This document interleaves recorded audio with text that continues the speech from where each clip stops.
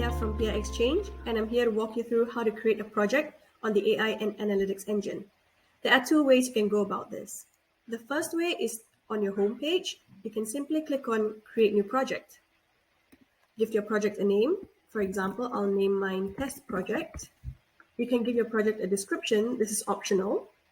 Click on Next. In this section, you can add a user if you want to. This step is also optional. For instance, I'm going to add AI for everyone at PI.exchange with the role of editor. Click on Create Project, and my project is created. The second way you can create your project is by going to the Projects drop-down menu and clicking on Create New Project. The same steps apply.